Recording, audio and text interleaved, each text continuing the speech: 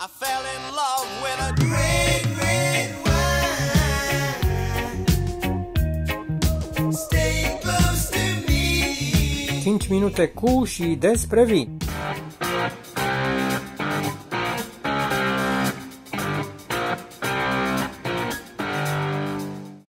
Bine v-am regăsit, dragilor! După 3 episoade din poveștile vinului 5 minute cu și despre vin, începem episodul 4 cu câteva informații interesante despre struguri. Suntem aproape de începerea unui nou sezon de recoltare a viței de vie, ceea ce înseamnă că nu va mai trece mult timp și strugurii vor ajunge pe mesele noastre în sticlele de vin. În fiecare an se găsește cineva care invariabil își pune aceeași întrebare: câți struguri intră oare într-o sticlă de vin? La fel ca orice întrebare simplă, nici în acest caz nu există un răspuns simplu. Însă este distractiv să faci tot felul de calcule pentru a oferi un răspuns cât mai apropiat de realitate. Numărul boabelor de struguri de pe ciorchină variază în funcție de soi, distanțarea arbuștilor de vița de vie, distanța dintre rânduri, condițiile meteorologice, tehnicile de tăiere sau de vârsta viței de vie. În urma unui experiment s-a aflat câte boabe de struguri sunt necesare pentru obținerea unei sticle cu vin de 750 de ml. Un ciorchine de struguri care cântărește în medie 0,3 kg numără între 70 și 100 de boabe, dar ca să ne fie mai ușor la calcul vom folosi numărul maxim, adică 100. O regulă de bază a viticultorilor spune că 5 ciorchini de struguri, adică 1,5 kg de struguri, ajută la producerea unei sticle cu vin. Așadar, 5 ciorchini ori 100 de boabe de struguri pe ciorchine rezultă 500 de boabe de struguri, boabe necesare pentru a umple o sticlă cu vin de 750 de ml. Acum că știți cât vin produce via bunicilor de la țară, să vedem cum sunt păstrate vinurile. Vinurile sunt păstrate în diferite recipiente. Vă povesteam în episodul trecut despre damigiană, însă sticlele rămân clasicul recipient al păstrării și prezentării vinului. Dar de ce capacitatea unei sticle standard are 750 de ml?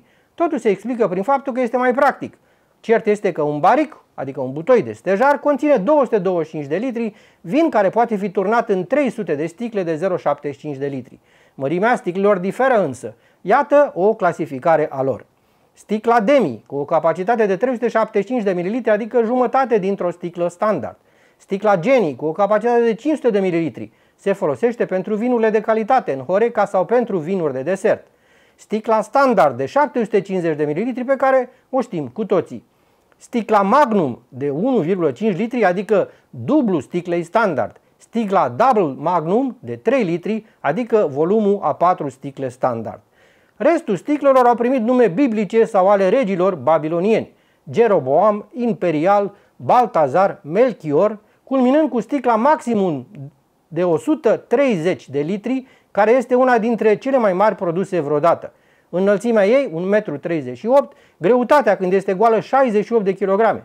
Astfel, un Cabernet Sauvignon produs în 2001 în California, îmbuteliat într-o astfel de sticlă, s-a vândut la o licitate Sotheby's în New York cu prețul de $55.812. Dar înainte să cumpărăm o sticlă cu vin, trebuie să facem un lucru esențial: să citim eticheta de pe sticla de vin.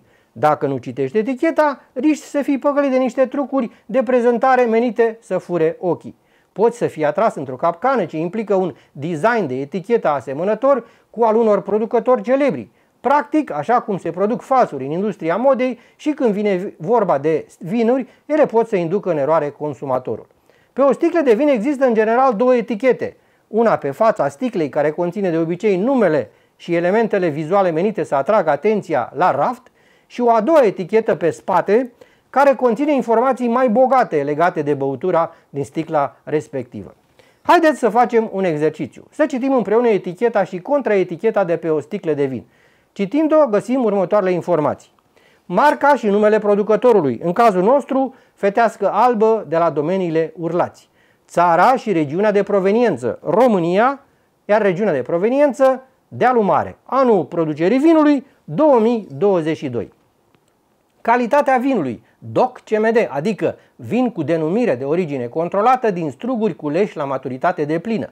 Volumul de alcool, în cazul nostru 13%, cantitatea din sticlă, bineînțeles 750 de ml, conținutul de zahăr, în cazul nostru este vorba despre un vin sec cu conținut de zaharuri de până la 4 grame pe litru, identitatea societății care îl îmbuteliază, în cazul nostru Sece, domeniile Dealul Mare, SRL, Urlați, Prahova. Alergenii din vin, există mențiunea pe sticlă, conține sulfiți. De asemenea, mai găsim informații despre culoarea vinului, galben, verzui, aromele ce se regăsesc în vin, arome minerale și vegetale, de iarbă cosită, flori de viță de vie, fructe coapte, asocierea culinară, paste, brânzeturi, fructe de mare, ne mai este sugerată și temperatura de servire între 7 și 10 grade Celsius. Trebuie să recunosc că avem informații foarte precise despre această fetească albă. Este o etichetă și o contraetichetă model care, zic eu, convinge potențialul cumpărător. Pe mine m-a convins. Și pentru că fetească albă este soiul preferat de vin, am să o degust împreună cu niște delicioase spaghete cu sos de roșii, ciuperci și piept de pui. Sante, dragilor!